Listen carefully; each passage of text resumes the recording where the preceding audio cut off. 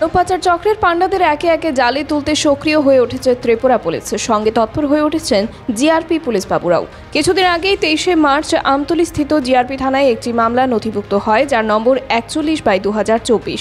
সেই মামলায় 6 জন বাংলাদেশিকে আটক করেছিল পুলিশ। তাদের রিমান্ডে রেখে জিজ্ঞাসাবাদ চালানো হয় এবং তাদের মোবাইল ফোন থেকে নানা তথ্য পাওয়া যায় মানব পাচার সংক্রান্ত।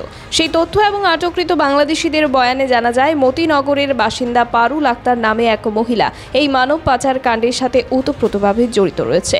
সেই ভিত্তিতেই আগরতলা সরকারি রেল পুলিশ, আমতলী থানার পুলিশ ও বিএসএফ যৌথ উদ্যোগে তাকে মঙ্গলবার আটক করা হয়েছে। এই মহিলা বাংলাদেশ থেকে বিভিন্ন বাংলাদেশিদেরকে এনে ভারতের বিভিন্ন জায়গায় পাচার করত বলে অভিযোগ রয়েছে। গত মাসে মার্চ মাসের 23 তারিখে আমাদের জিআরপি থানাতে একটা মামলা হয়েছিল। যেটা আমাদের জিআরপি থানার মামলা নাম্বার 41/24। তো এটাতে আমরা 6 জন বাংলাদেশিকে অ্যারেস্ট করেছিলাম। তো এটার ইনভেস্টিগেশন চলছিল এবং অনেকে পুলিশ রিমান্ডও এসেছিলেন। তো এই সুবাদে আমরা তাদের কাছ থেকে যারা রিমান্ড এসেছিল এবং যারা অন্যান্য আসামি ছিলেন, প্লাস তাদের যে মোবাইল, ওগুলো থেকে আমরা ডিউরিং ইনভেস্টিগেশন এটা পাওয়া গেছে যে পারুল আক্তার নামে একজন মতিনগর বাড়ি, উনি উৎপ্রোতভাবে এই মামলার সঙ্গে জড়িত আছে। তো সেই সুবাদে আমরা ওইখানে আমাদের সোর্স মারফত খবর নেই, কিন্তু ওই সময় থেকে উনি পালাতক ছিলেন।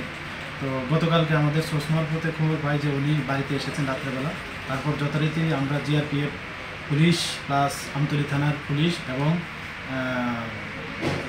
যে বিএসএফ আছেন ওই শ্রীমন্তপুর বিওপি তারা বিএসএফদেরকে নিয়ে আমরা ভোররাত্রি আমরা ওইখানে একটা অ্যাম্বুশ বসি আমরা সবাই মিলে। তারপর সূর্যোদয়ের পরে ওই মহিলাকে আমরা পাই এবং যথাযোগ্য আইনি মর্যাদা মেনে আমরা ওকে গ্রেপ্তার করি ওই কেস কানেকশনে। ব্যুরো রিপোর্ট, খবরের প্রতিবাদ।